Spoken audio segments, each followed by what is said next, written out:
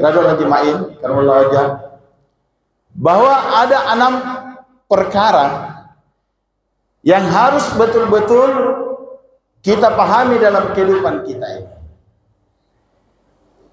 Dan apabila 6 perkara ini wujud di dalam kehidupan kita, kata Sayyidina Ali, maka Allah Subhanahu wa taala akan menutup pintu neraka bagi kita dan akan membuka surga selebar-lebarnya.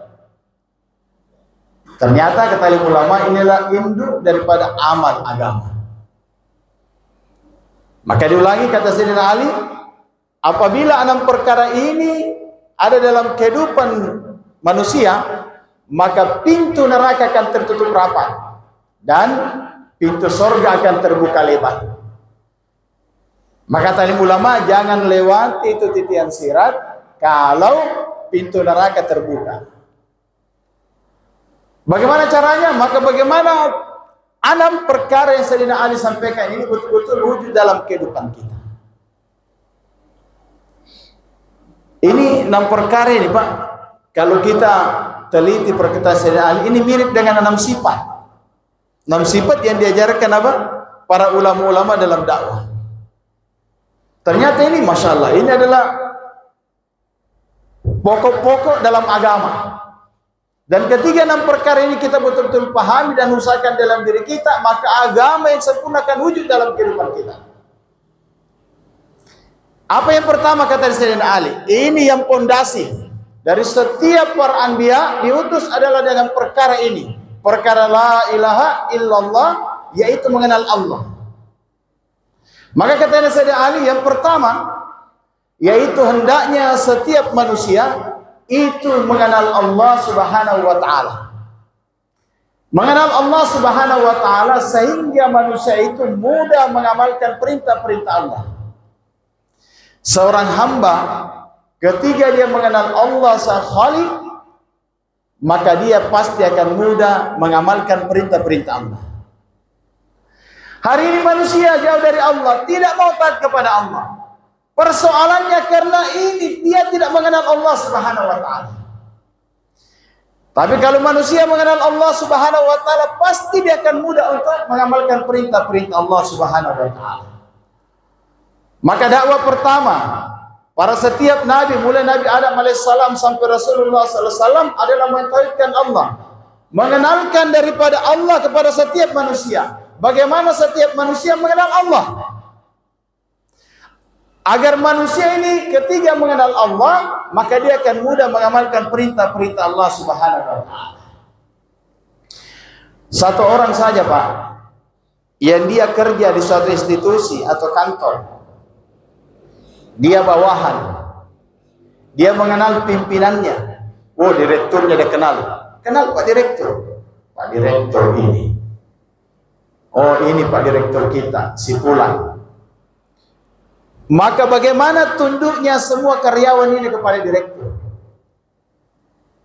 Dia paham betul, Pak Direktur ini yang punya kantor, Pak Direktur ini yang gaji kita, Pak Direktur ini yang memberikan kebaikan kepada kita.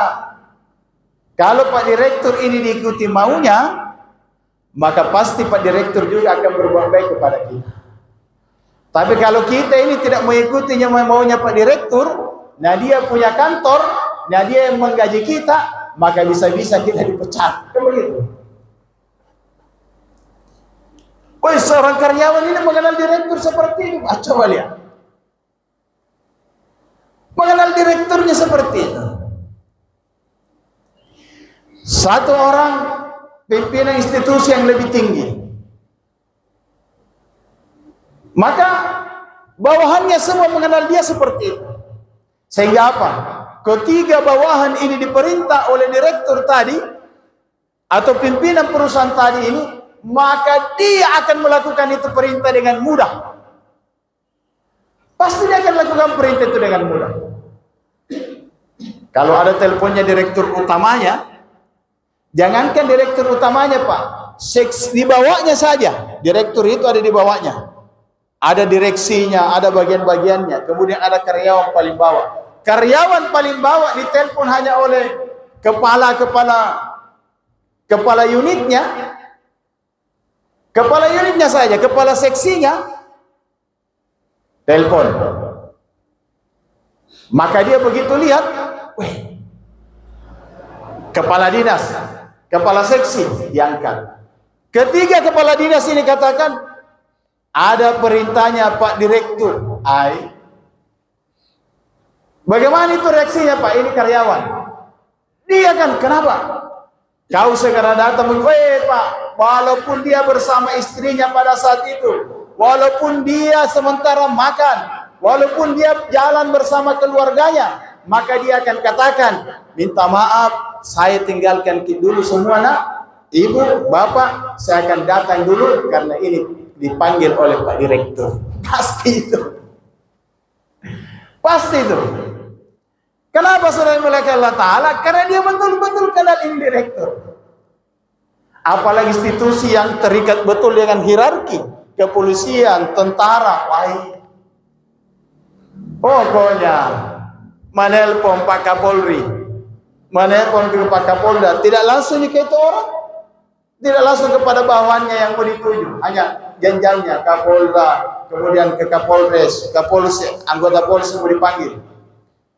Biar dia Pak bersama keluarganya, dia akan tinggalkan untuk datang cepat-cepat menghadap, karena betul-betul dia kenal yang memanggil ini adalah pimpinan yang memberikan manfaat dan mudarat kepada saya. Kalau tidak jalankan, bisa-bisa begini. Kalau dijalankan, maka saya akan selamat. Seharusnya seorang hamba, kita semua ini mengenal Allah lebih jauh daripada mengenal direktur dan para pimpinan-pimpinan kita. Dialah Allah yang memberikan semua kepada kita. Ada yang bukan datang dari Allah. Kita bisa hidup tanah di atas dunia ini karena kasih sayang Allah kepada kita. Bagaimana Pak? Di dalam hadits qudsi diceritakan. Dalam hadits qudsi diceritakan, karena manusia ini tidak mau taat kepada Allah, maka langit datang minta izin kepada Allah. Ya Allah, izinkan aku runtuh. Maka kata Allah, untuk apa?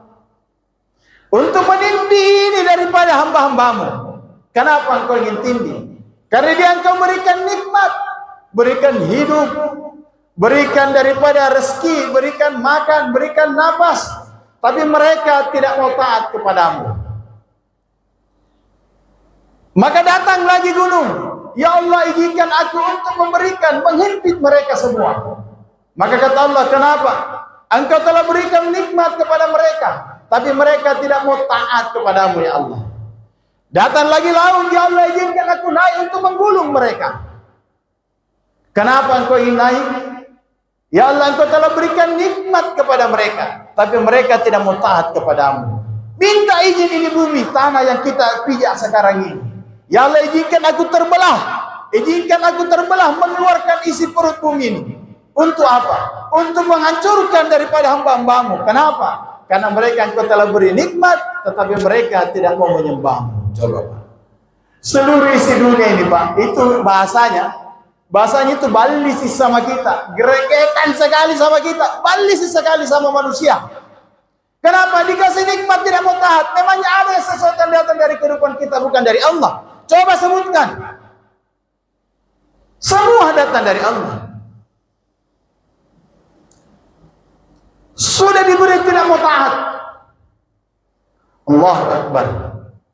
Pak, dengarkan ini kata Allah dalam hadis qudsi. Maka Allah Subhanahu wa taala berfirman, karena begitu sayangnya kepada kita manusia.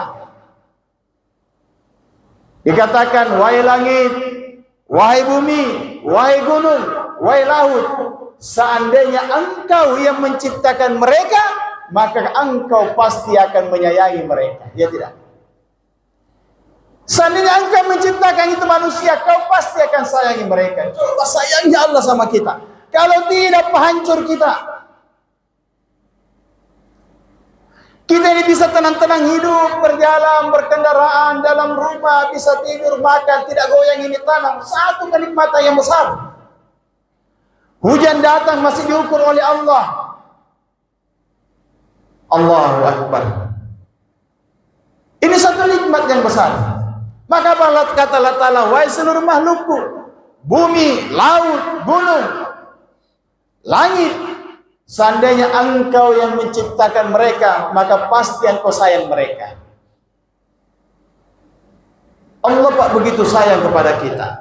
Maka saya biasa lihat Pak, itu kejadian. Satu orang anak ditahan karena begitu nakal sekali. Bahkan orang tuanya yang dia pukul. Bahkan orang tuanya yang disusahi. Datang melapor di kantor, maka kita jemput, ambil. Kita kasih masuk di tahanan. Bahkan kadang bapaknya, mamanya itu tidak mau melapor. Padahal ini sudah luka-luka biasa dia dipukul. Anaknya yang tidak tega melihat mamanya selalu dipukul, itu yang melapor. Pak, tangkap itu adekku. Kenapa? Beritahu dulu mamamu, apa kalau kita tangkap, mamamu tidak menangis dia. Dia bilang, pasti dia tidak mau Pak, tapi nasiksa selalu orang tua. Akhirnya saudaranya melapor, kita tangkap. Setelah ditangkap, baru anaknya kita ambil, itu mamanya sudah menangis. Bagaimana? Dia yang melahirkan, dia tidak. Dia lahirkan, dia yang kasih susu, dia yang jagai. Pasti nana sayangi Pak, kan seperti itu. Apalagi Allah yang menciptakan kita, yang memberikan nikmat kepada kita. Maka Allah Ta'ala katakan, seandainya kamu yang menciptakan mereka, pasti engkau akan sayangi. Maka apalagi kata Allah, kalau mereka bertobat datang kepada aku, kata Allah, maka aku adalah kekasihnya, kata Allah. Allahu Akbar. Kekasih akan mencintai kekasih. Kita ini selalu ditunggu oleh Allah Ta'ala untuk datang kepada Allah. Dan kalau mereka tidak bertobat, kata Allah, aku ini, kata Allah, adalah obatnya. Allah. Obat itu apa? Penyembuh, kata alim ulama. Allahu Akbar. Pak, seandainya bukan kasih Allah Ta'ala, hancur kita ini. Maka seorang bawahan begitu mengenal direksinya, begitu mengenal kepala kantornya, sehingga mau mentaatinya. Bahkan kadang perintah direktur pimpinan atas ini adalah perintah yang salah, tapi karena dia merasa hidupnya berada pada direktur tadi, berada pada atasan tadi, dia rela berbuat dosa. Naudzubillah min dzalik. Bagaimana kita dengan Allah? Bagaimana kita dengan Allah? Seharusnya kita mengenal Allah melebihi pengenalan daripada bawahan kepada direkturnya. Allahu Akbar.